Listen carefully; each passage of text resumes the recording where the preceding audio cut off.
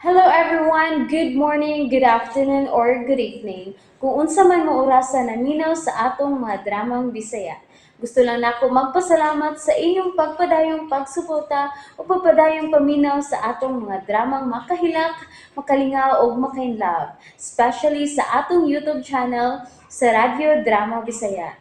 And if wa pa mo nakasubscribe sa atong YouTube channel, subscribe na and hit the notification bell aron ma-notify mo sa mga bag-o natong uploads. And now, mapaminaw na ninyo ang maong sumpay sa atong drama.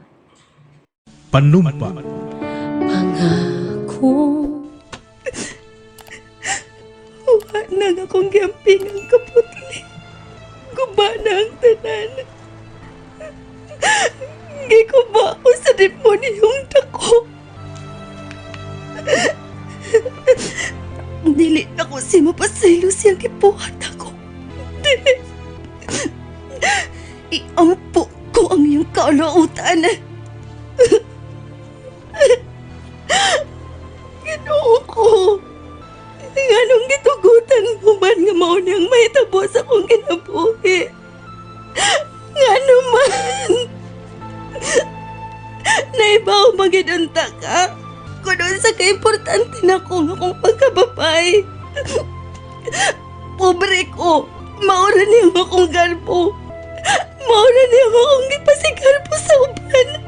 Nga dili ko sama sa ubang babae nga wali bili. Naibaw, magidunta ka nga gusto ko mo alagad ni mo. Pero nga nung gitugutan mo man nga gubuan sa demonyong tao nga akong pagkababay. Nga naman. What? Isig kong saon. Dako ng saang nahimo ko. Bisan ang saon. Dili ko na mabakwi akong pagka-rapist. Mauna na akong tatakang tulos kong kamatayon. Rapist ko. Manlulugos ko.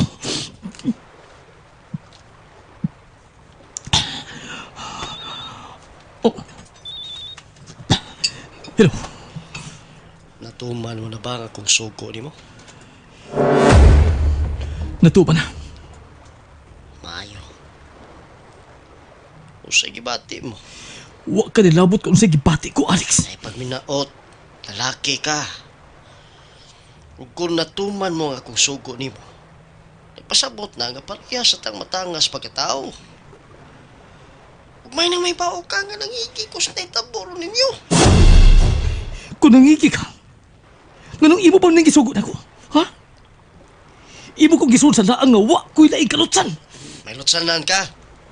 Pero kipili mo ang akong gusto. Bosa tiwasa na. Naon ko na lang nga tinuod kang manlulugos. Nga unang nakilabot sa babaeng pinaka-importante nako. Natuman ang gusto mo. Ipagkuha na si Jesus diri sa Islam. Nakasiguro ka na ba na mumapto siya sa iyong gibuhat? Ha, Andro? Kahit kung dili ka makasiguro, laing tao ang mamahimong amahan sa akong anak. Unsa pa may gusto mo? Atagan kag pabor. Mauna. Mauna ang gibuhat ko. Badi ta, di ba? Igalang tunay. Ug dako na kay ng pabor ang gihatag ko nimo. Nga ikaw ang unang nakailabot sa mamahimo kong asawa. Alex, praning ka na gyud. Buang ka na. Gipantay ko lang ang akong maabot. Ug ayaw ko pabatian nga nasuko ka sa gisugo nimo. Kay ikaw ang nakapabor ini. Kay kung makahimo pa ko sa paghatag ng anak ni Jisa, kung dili pa ko inutil, dili may tabong itugyan ko sa nimo. Bagyon ko yun ang taong mo ilapot niya. Nakapati ka? Ha? Ha?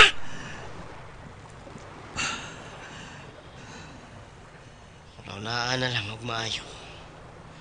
Kung unsa ang sakripisyo nga akong gibuhat. birhin kong gihatag ni Mustisa. Nga angay lang unta nga ako ang makauna. Wa pala mo mauna-una. Kung wa ko pa ikaw isipang nga igala, di na ako ihatag nimo ang butang nga siguro na untan ako lang. Pero okay lang. Okay lang na ako ang nahitabo karon. Amigo ta. May kipanumpaan ta sa una, dili ba? Bro, why biyay ha? Oo ba? Why di ay? Kung maginahanglan ka na ako, bisan unsa, o bisan unsang orasa, bisan asang nabita, mutung ako. Ako sab, mupatay ko para nimo. Apir! Apir!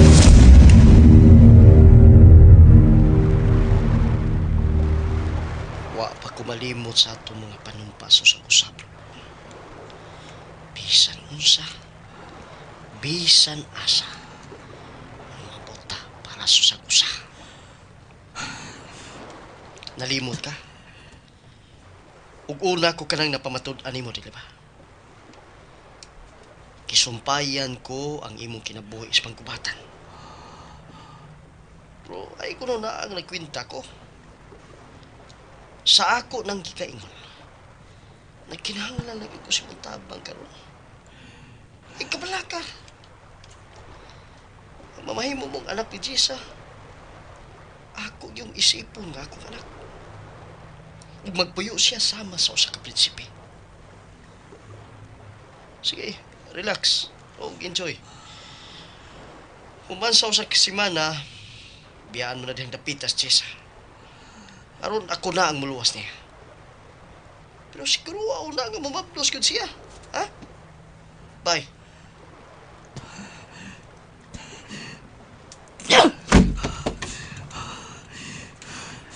Hindi mo ko makabaliban sa tarang kabuang ni Alex. Ano man?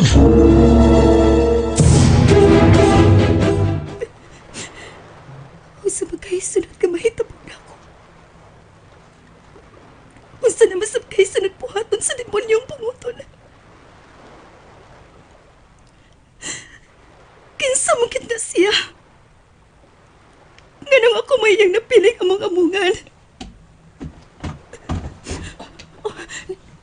Niyanasab ka kanimala ka! May nakita kong saging nga may hinog sa punuan. Kaon eh. Ikay kaon, anak demonyo!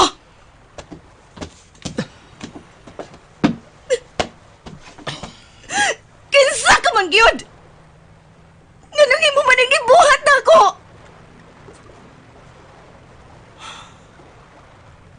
Naibaw ka bag unsay ako pangandoy sa kinabuhi? Ha?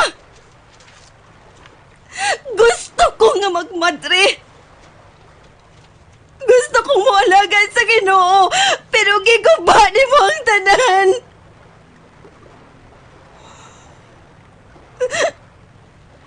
Nganong dili magkabuting og hayop ka? Kaysa ka magyagdemonyoha ka! Ang kusilyo, patsyot ka! Patsyot ka! Bisan patyon ba ko ni mo? Dili na mausap ang tanan. Di na ako ikabalik ni mo imong kaputi. Di na ako mapapas ang tanan kung saan ni mo. Salbahis ka! Demonyo ka! Pasaylo ako. Pero kinahanglan ako ni buhato ni mo. Basulan mo sa tibuok mo kinabuhit ang imo gibuhat na ako. Ipanumpa ko ka na. Buhila kag dugo sa umaabot. Una-unaan na lang nagbinahalita. Ikaw lang ang makapausap sa dagan sa akong kinabuhi. Ikaw lang, Jessa.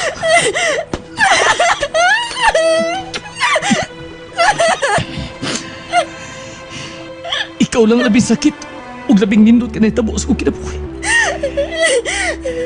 Ug andam na kumudawat sa tanang silot tungod din kong gibuhat kanina. Jessa. Jessa.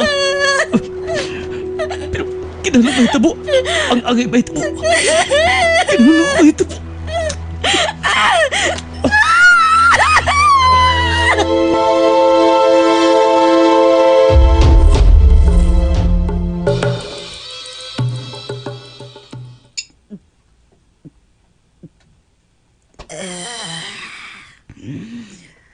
Ay na magkading bayhan. Upat ka adlaw sukad nga nawa si Jessa. Ang problema naman noon kung maayo ini pagkawa ni Jessa.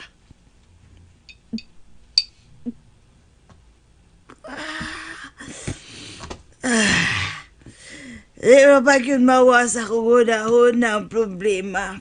Bisan ko nga kainom ko. Nang ilay. Nang. Sir Alex, kumusta naman, sir? May balita na ba sa akong anak, sir? Oo, Nang. Hain siya, ha? Sir Alex, nausa na mga akong anak.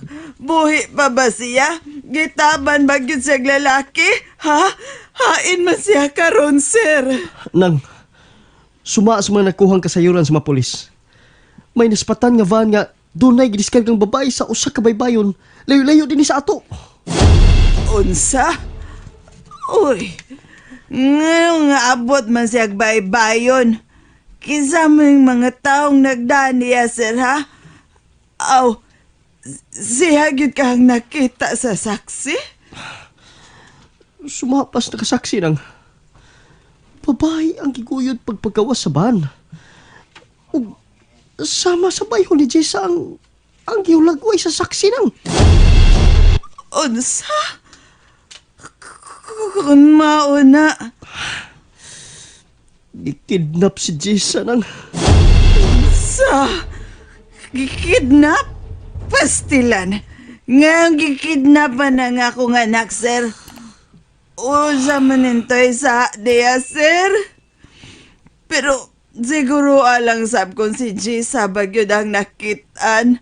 Basin di ay kung puparihas lang niniyag bayon, sir. Oo. Pero ay lag ka pala ka lang. Kay nagpatabang na kus kapulisan og naglihok na ang mga kapulisan bahin ini.